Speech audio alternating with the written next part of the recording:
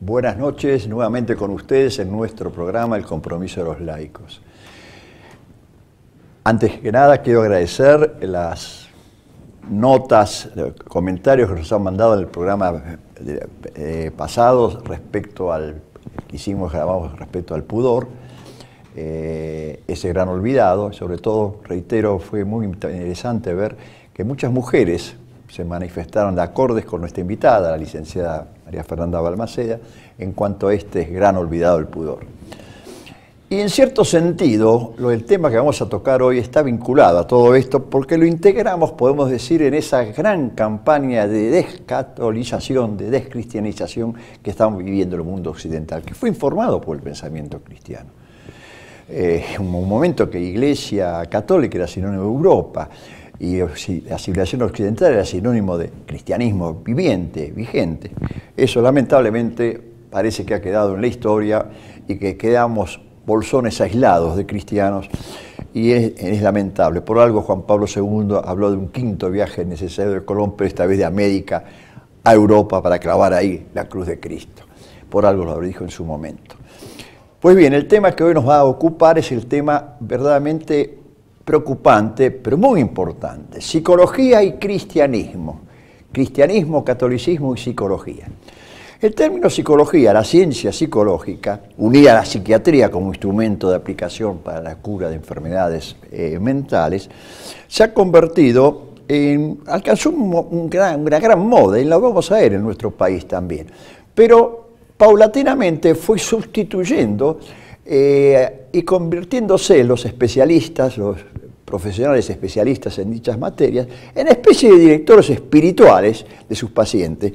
Fue una manera tangencial que fue paulatinamente alejando a la gente, al cristianismo, del confesionario.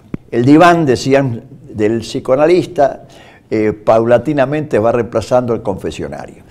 Pero también esto encierra una trampa.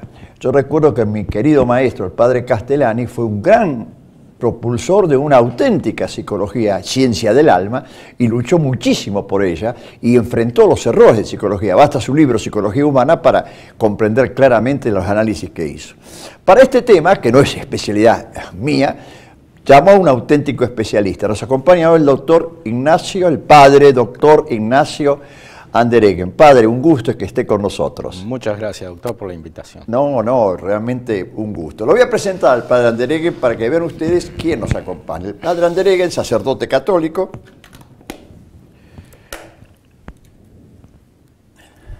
de la Arquidiócesis de Buenos Aires. De la Arquidiócesis de Buenos Aires, doctor en filosofía y doctor en teología.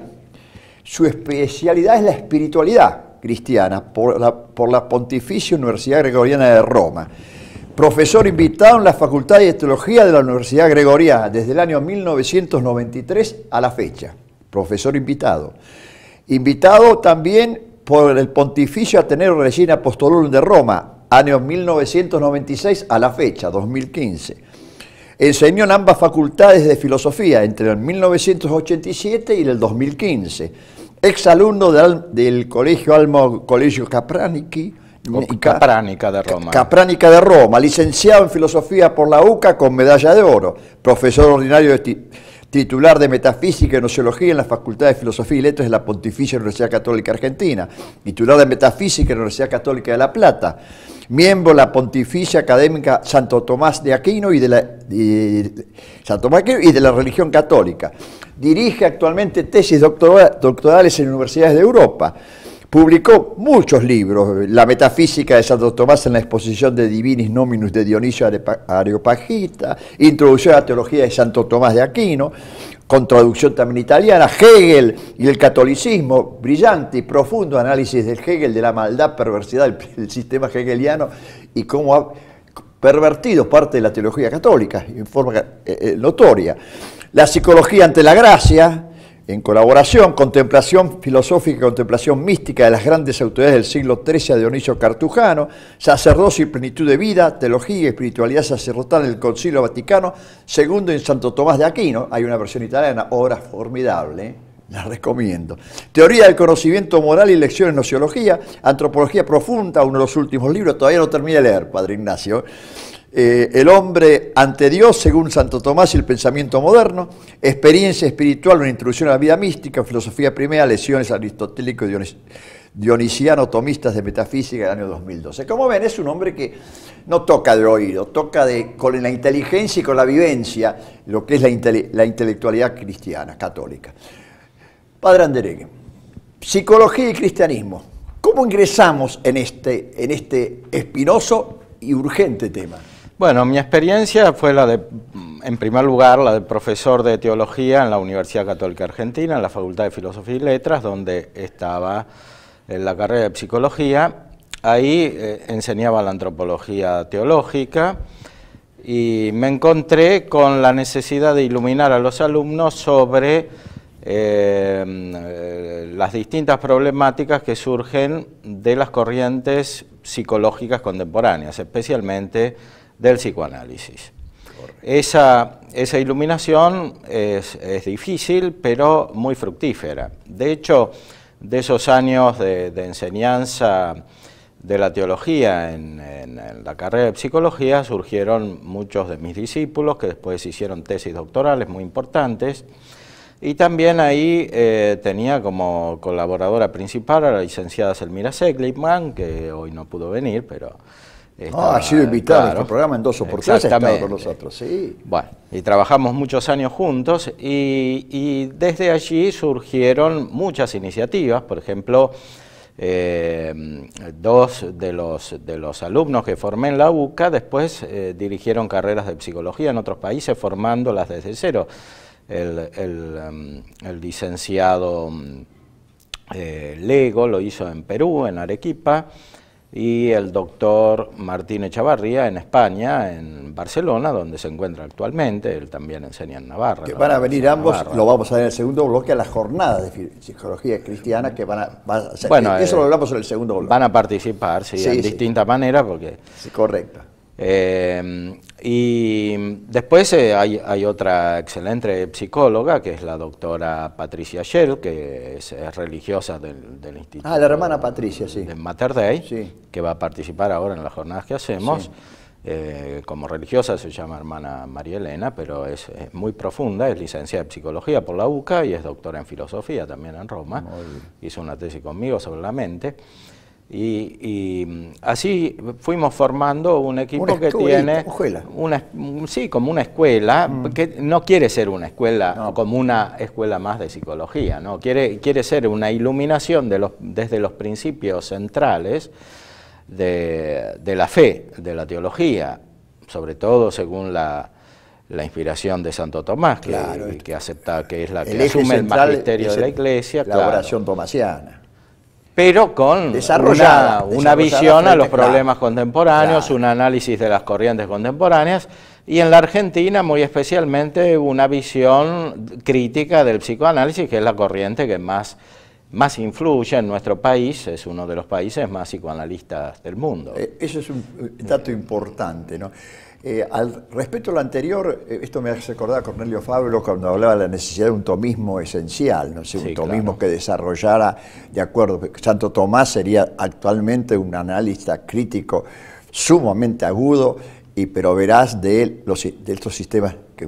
Exactamente, el tomismo es una filosofía y una teología realista, es decir, toca la realidad así como es y analiza las cosas como son. Claro. No es un análisis de palabras, no es un análisis meramente de conceptos, es un conocimiento de la realidad, es un análisis de la realidad, lo cual implica tomar posición, discernir críticamente también las teorías que van surgiendo en las distintas épocas de la historia, y muy especialmente en nuestra época contemporánea. Padre Ignacio, ¿es cierto entonces que uno de los motivos de la crisis, que ha sido señalado por el magisterio, que acucia a la Iglesia Católica, inclusive a la teología católica, y que acucia también a la catequesis católica, es el abandono del tomismo?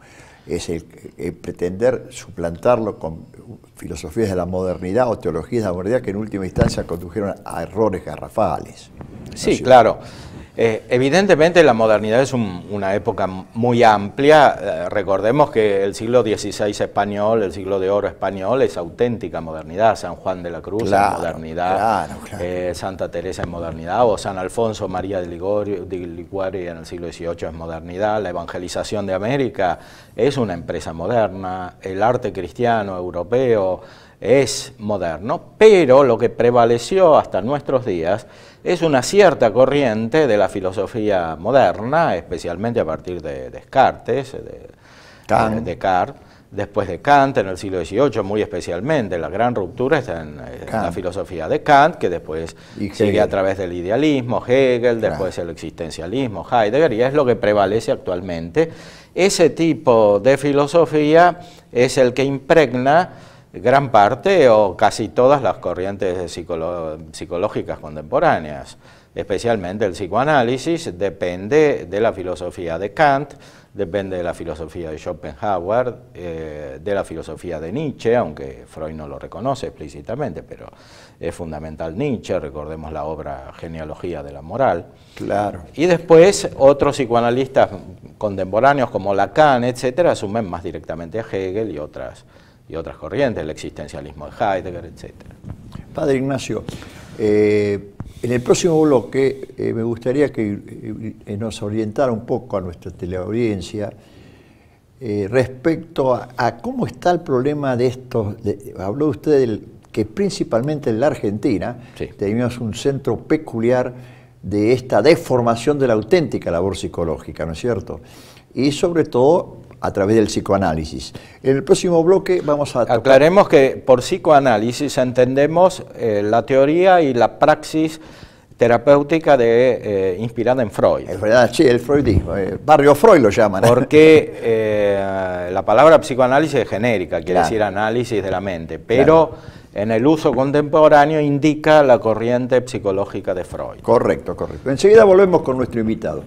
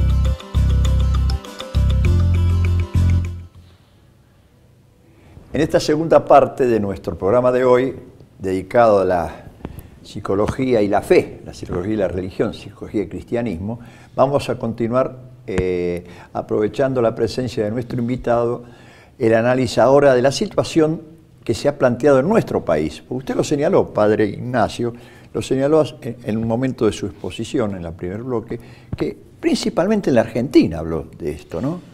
Sí, la introducción del psicoanálisis en la Argentina es muy temprana, seguramente preparada por el clima liberal de de fines del siglo XIX, principios del siglo XX, por el positivismo que había aquí en la Universidad de Buenos Aires, Sí.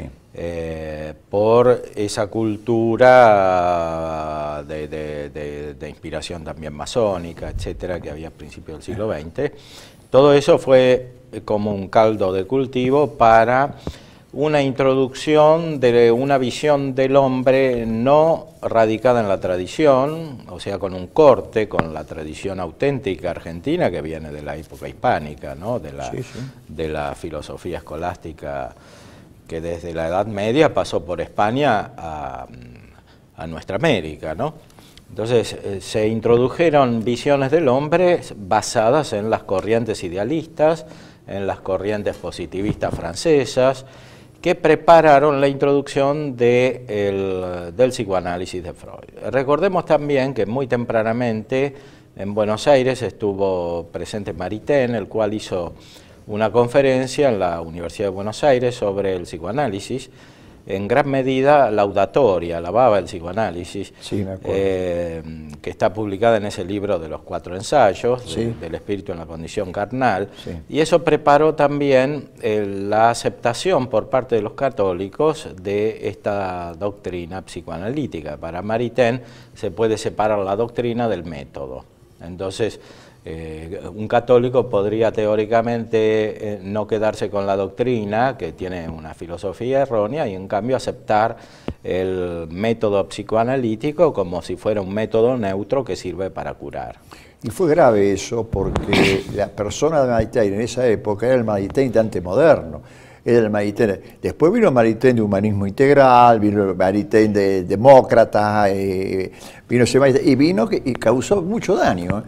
Por más que él se arrepintió después en el Campesino de Galón, se arrepiente, sí, pero el daño estaba hecho. Bueno, sí, eso es una de las causas por las cuales también fue aceptado en ámbito católico, y después vino toda la teología con influjo de filosofías modernas, etcétera, que también preparó eso, y un alejamiento cada vez mayor de la auténtica espiritualidad. No se conocen los autores espirituales, San Juan de la Cruz, San Ignacio, Santa Teresa, Santo Tomás, y eso hace que se busquen respuestas profundas en otro tipo de doctrina a problemas que son auténticamente espirituales.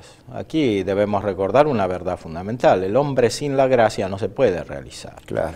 Su realización será siempre parcial y distorsionada, aunque la naturaleza humana no está radicalmente corrupta como dicen los protestantes, es decir, el hombre todavía tiene, incluso con el pecado, la capacidad de conocer la verdad.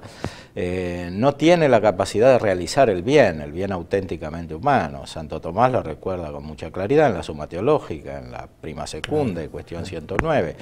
El hombre sin la gracia no puede cumplir el orden natural, quiere decir que no se puede ser plenamente bueno, subrayo plenamente bueno, claro, claro, bueno como persona en el sentido integral, sin la gracia de Dios y por lo tanto sin la fe. Entonces, cuando no se considera este aspecto, se buscan soluciones imposibles a los problemas humanos. Claro, y eso explica en gran parte, corríjame si me equivoco, explica en gran parte la desesperación que ha alcanzado el hombre y la infinita insatisfacción que tiene el hombre. Exactamente. Claro, porque, y eso psicológicamente se dieron las causales de esto que se ha puesto de moda, el estrés, ¿no? Recordemos que para Freud la felicidad es en el fondo imposible. Claro. O sea, es un pesimismo viviente. La praxis y la teoría psicoanalítica no son fruto de la búsqueda auténtica de la felicidad. La felicidad es un ideal abstracto para Freud y para este tipo de corriente. Bueno. Se trata más bien de una racionalización, una explicación del hombre cuya meta es la muerte. La meta de toda vida para Freud siempre es la muerte. Entonces, el hombre se realiza aceptando esto. Como decía Heidegger, ser para la muerte. Entonces, mientras se vive hay que elaborar este destino en la muerte, lo cual no puede en el fondo sino causar angustia. Por más que se racionalice esto, se quiere exorcizar esta angustia, la angustia reaparece. Como dice Freud, se trata de lo demoníaco, un fondo demoníaco, dice él, más allá del principio del placer, que es este absurdo, esta angustia que aparece. Él no creía en el demonio como si fuera un ser personal. Dios y el demonio son lo mismo para él, ¿no? Pero son abstracciones. Lo que existe es la angustia humana, un hombre que proviene de la evolución de la materia y termina en lo inorgánico, que es la materia misma de la cual salió. El único sustento de esto es la asunción plena de un ateísmo radical. Bueno, Freud era ateo, claramente. Pero es radical, pero más que ateísmo, más que negar a Dios, es un antiteísmo, es un anticristianismo, es algo que tiene fobia, hablando a Cristo, radicalmente. Freud tiene una actitud ambigua frente a Cristo en Totem y Tabú, que es su obra principal religiosa de 1912, donde explica toda la evolución religiosa. Por un lado pone a Cristo como el hombre superior, el hombre que se puso en lugar de Dios, pero por otro lado es una explicación diabólica de la persona de Cristo, claro, porque Cristo es el que realiza al hombre en cierta manera por medio de la maldad, porque lo que hace Cristo es en el fondo el pecado original, y el pecado original es matar a Dios. Formidablemente radical. Esto es teológicamente explicable como una acción de perversidad diabólica, ¿no es cierto? Esto es una cuestión... Sí, el peligro del psicoanálisis no está tanto en el método, etcétera, está en que consiste en una especie de remedo de la acción sacramental divina. Entonces, las palabras en contexto psicoanalítico adquieren una especie de carácter mágico y producen un efecto espiritual, pero es un efecto espiritual negativo. Claro. Entonces, finalmente producen angustia, desesperación, tendencia al suicidio, etcétera. No hay felicidad, no hay felicidad. Radicalmente acá está el odio fundamental de Satanás al hombre como criatura hecha imagen y semejanza de Dios. Y ese intento es una radical, hay una perversión clarita acá, esa desesperanza, ese convertir y esa dependencia que lleva al paciente, al enfermo psíquico o al necesitado de una ayuda, dependencia casi total del profesional. Es una especie de sustituto de, no la labor del sacerdote, el sacerdote es intermediario, el sacerdote es el pontífice, el puente que permite al hombre reconciliarse con el Creador, con Dios. Acá no, acá el profesional, así lo veo yo, corríjame si me equivoco, Padre Ignacio, el profesional se convierte en determinante de la decisión final del paciente. Bueno, aclaremos que no se trata de estar contra la actividad psicológica. No, no. La psicología es muy necesaria en nuestra época, muy especialmente, es una forma excelente de caridad y de apostolado de los laicos.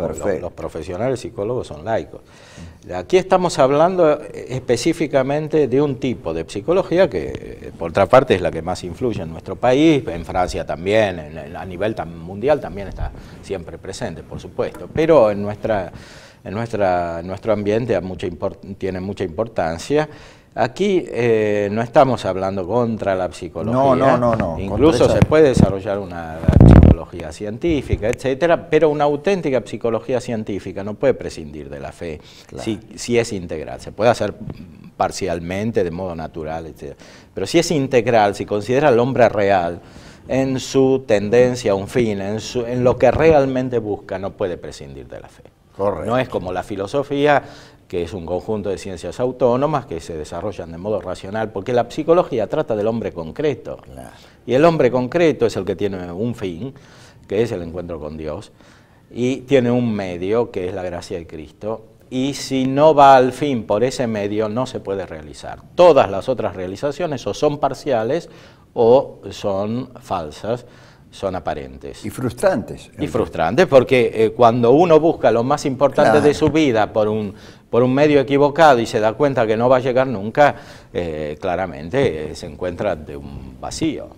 Padre Ignacio, en tercer bloque vamos a tratar con usted la labor que ha realizado usted, claro, no solamente de formación de discípulos, de enseñar, sino esa jornada de psicología cristiana que vamos por la número 12, que se van a celebrar ahora en septiembre. Ahora enseguida vamos a analizar un poco esta labor, esta importantísima labor que hay que tener muy presente y que lamentablemente a veces tenemos obstáculos para poder concretar concretamente, pero hay que estar en el campo de juego, ¿no es cierto? No permanecer al margen.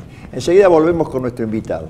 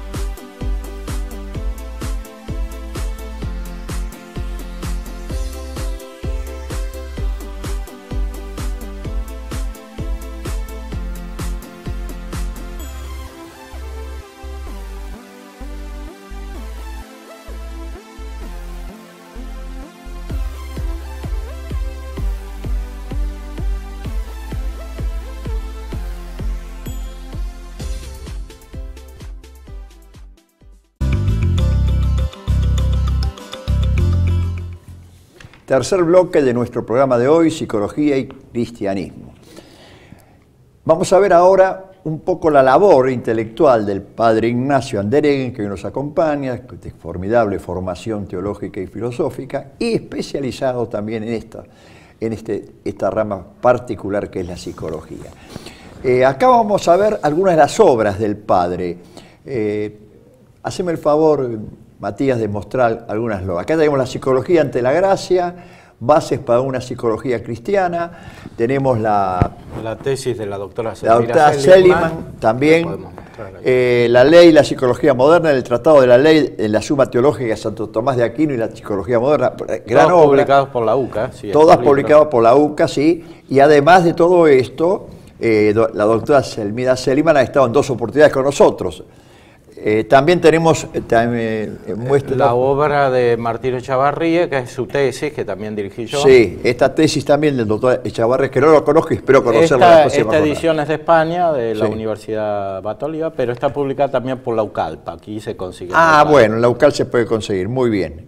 Mario. Todos discípulos del padre Andereguen. Y este es un libro mío de antropología profunda, donde también trato el hombre ante Dios según Santo Tomás y el pensamiento moderno. También obra muy importante, muy importante. Bueno, esto es producto no de diletantes intelectuales, es producto de estudios profundos, serios, y sobre todo marcando las necesidades de las bases teológicas y filosóficas adecuadas. Pues además de todo esto, hay que renovarla, hay que hacerla bien, desde los principios fundamentales. Pero perfecto, padre, perfecto. No se trata de anular nada, no. Se trata de iluminar este campo, que es un gran campo de apostolado, especialmente para los laicos. Y además hay que hacerlo de modo comunitario, no se trata de tener la visión liberal del profesional que está frente a un paciente, como si fuera en un consultorio médico.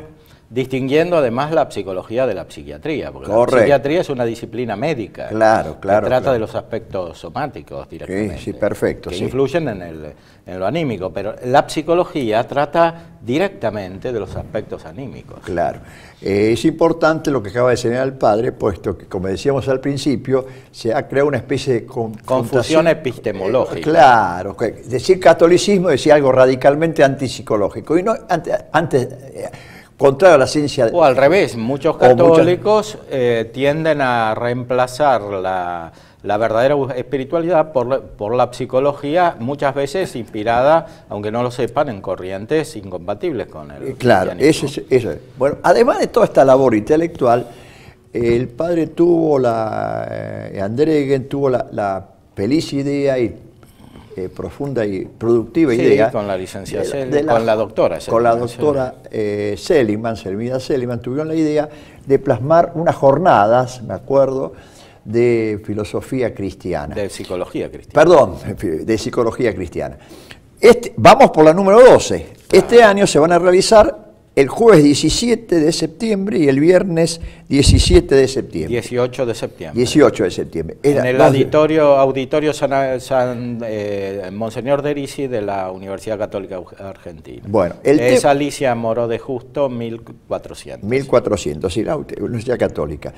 El tema central es psicología, inteligencia y fe. Exactamente. ¿Qué los motivó a este tema? Es decir, hemos tratado distintos aspectos en años anteriores, por ejemplo, el magisterio de la Iglesia y la psicología, psicología y fe, psicología y mística, etc. Y este año queremos profundizar en uno de los aspectos más olvidados por la psicología moderna, que es la inteligencia. Porque para que haya una auténtica psicología es necesario conocer bien la naturaleza de la inteligencia humana, porque la persona humana tiene una naturaleza racional.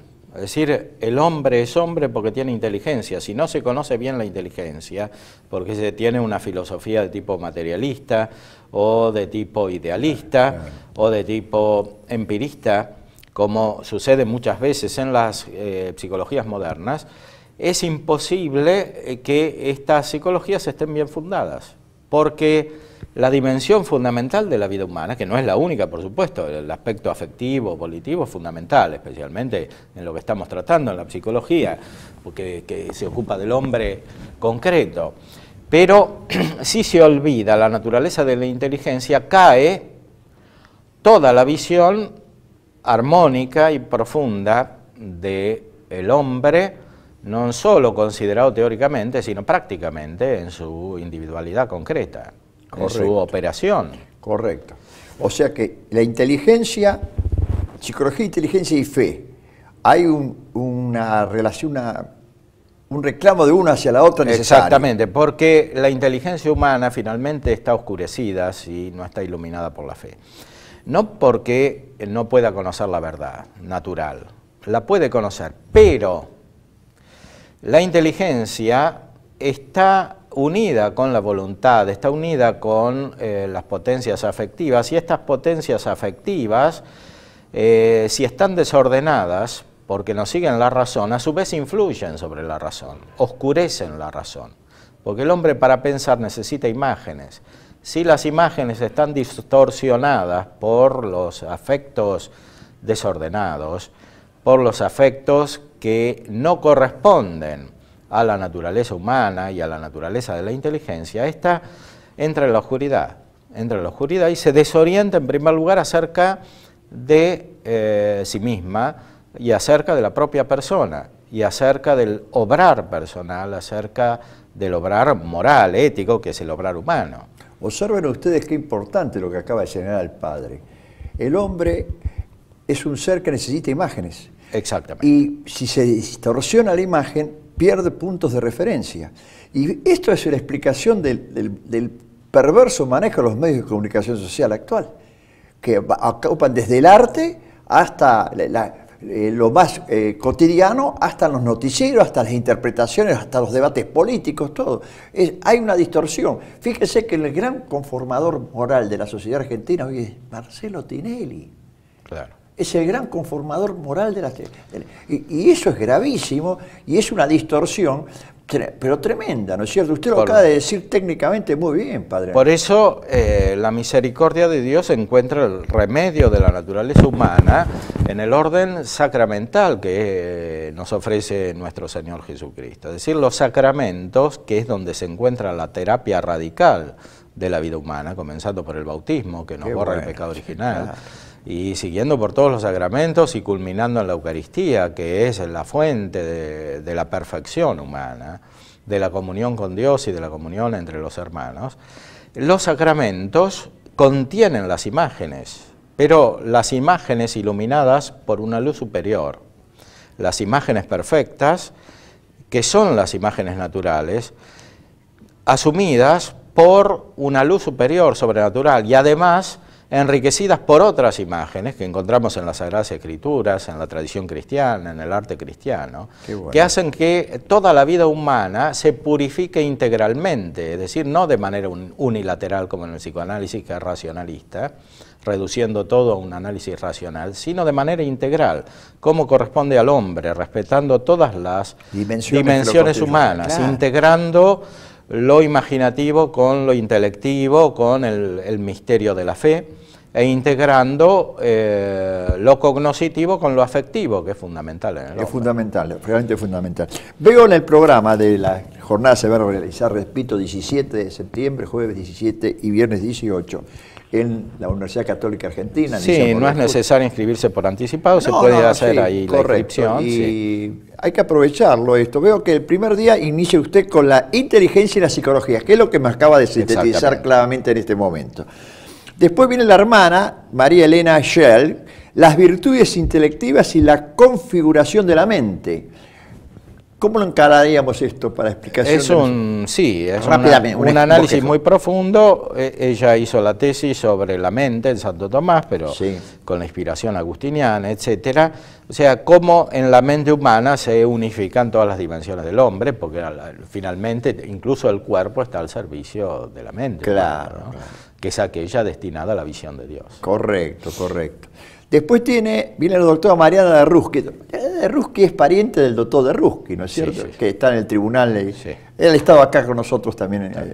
Es doctora en psicología por la UCA. Sí. Las enfermedades de la imaginación. Exactamente. Y la inteligencia. Sí, cuando pensamos estas jornadas, justamente por la importancia que tienen las imágenes para el funcionamiento de la inteligencia humana, hay que considerar desde el punto de vista psicológico qué sucede cuando las imágenes están desordenadas. Claro.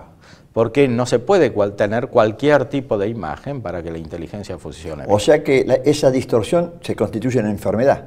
Se constituye en enfermedad. Lo que llamamos enfermedad psíquica normalmente es una enfermedad que está inmediatamente centrada en las imágenes y en los afectos, aunque después afecta a la voluntad. Correcto, correcto. Y finalmente a la misma inteligencia. Bueno, después lo tiene a Martín Echavarría, que nos hablará desde España, sí. Sí. Ah, va a ser, el conocimiento de lo particular según Santo Tomás de Aquino. Sí, es un tema que el doctor Echavarría está estudiando últimamente y en la psicología es fundamental porque es el conocimiento de la persona particular.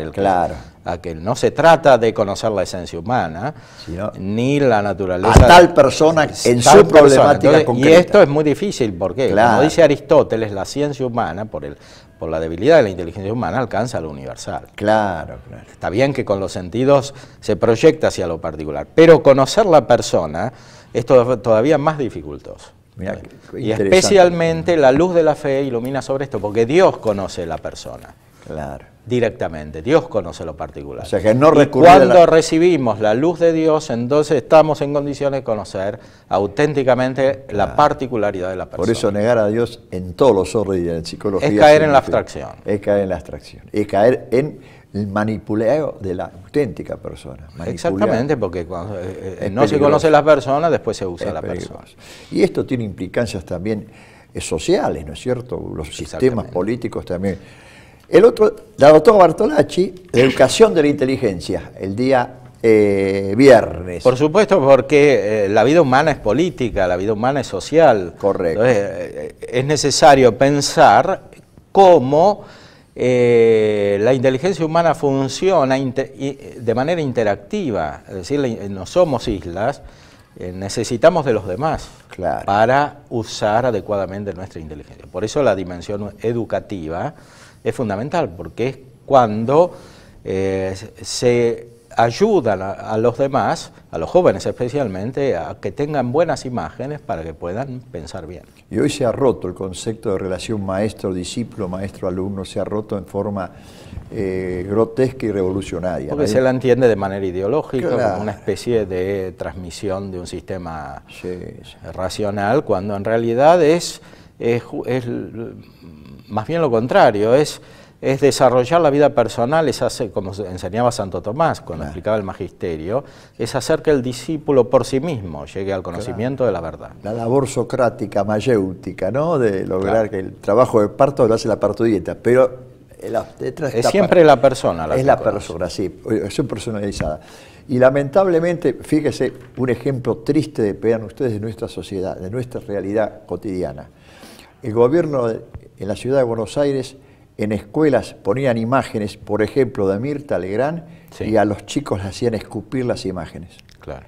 A eso le llaman educación en progreso. A eso le llaman educación realista, educación inclusiva, educación de todas y todos. Esto es terrible, es realmente terrible, padre. Otro discípulo suyo, el licenciado Pablo Leo, virtudes intelectuales y salud psíquica, otro tema importante.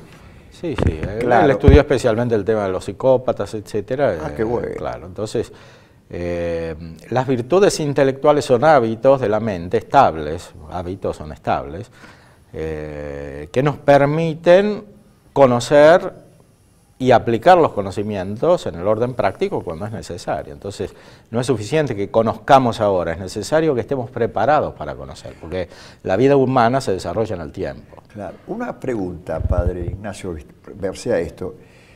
Habla de los psicópatas, habló usted, ¿no es cierto? Sí. Este crecimiento de ataques formidables a la mujer, Sí. esa repetición de... Hubo un rockero que quemó a su esposa, la roció, Claro. la quemó, bueno, y se está repitiendo, se ha repetido constantemente con una maldad. Ese crecimiento de la crueldad contra los ancianos Sí. que estamos viendo, todo esto no está marcando un problema, una enfermedad psicológica social. Bueno, es una enfermedad muy radical esa, y recordemos cuando ese tipo de enfermedades alcanzan niveles tan graves, no se pueden explicar simplemente por factores naturales, no es simplemente una persona que fue mal educada, una persona que tiene algún defecto orgánico o algún defecto psíquico, como si la psique fuera independiente del espíritu y del cuerpo, claro. ¿No?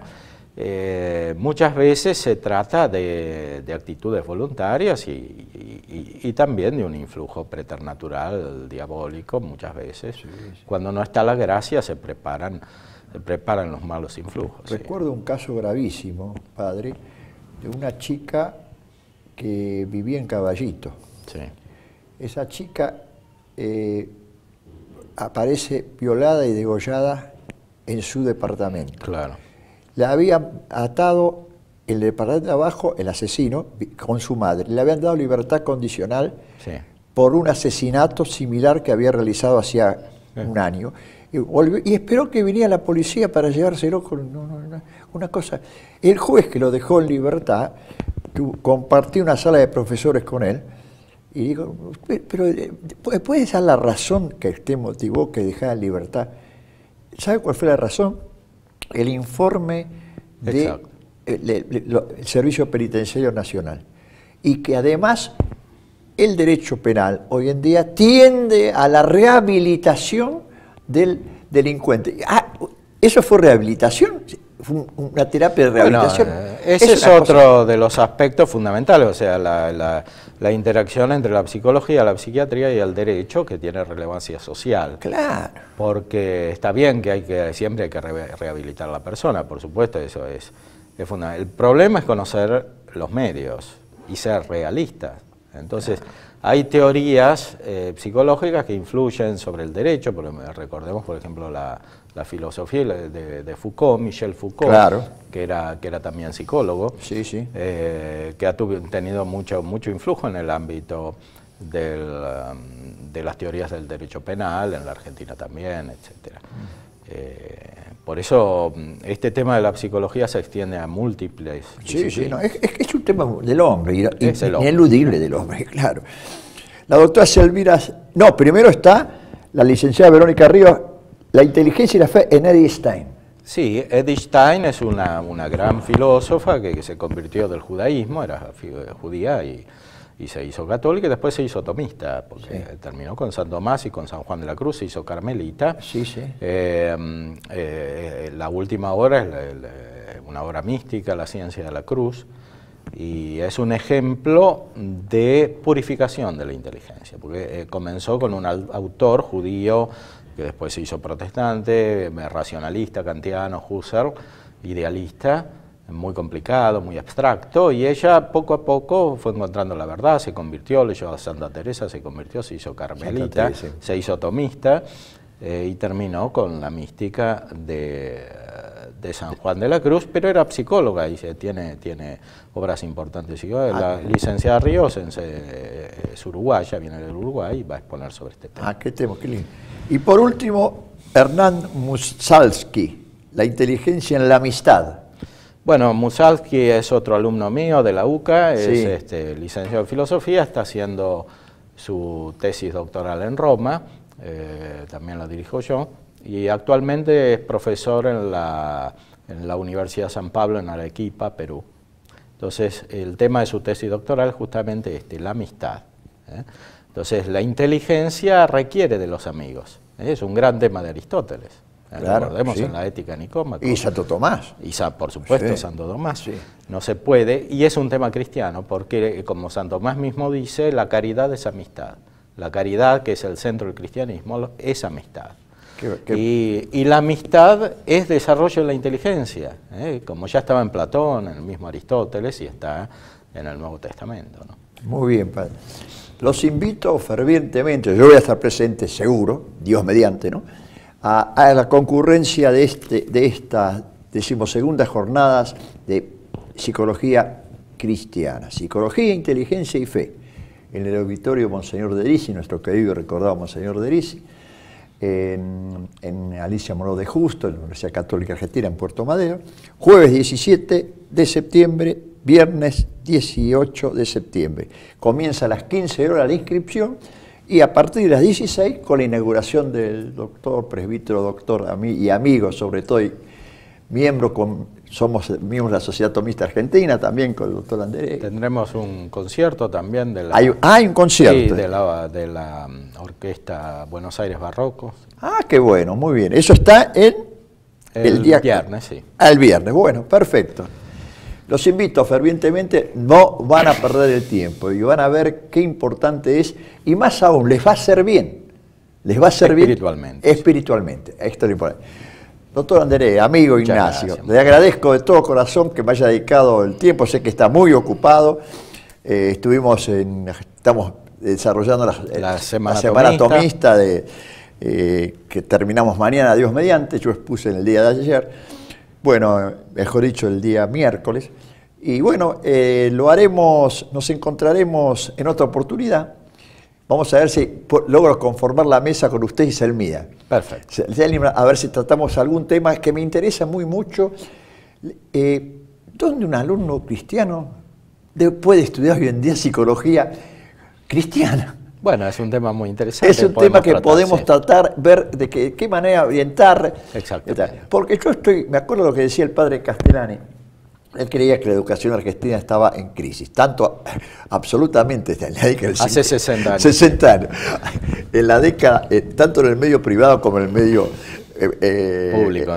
público directamente, y aparte no tiene que meterse el Estado en esto.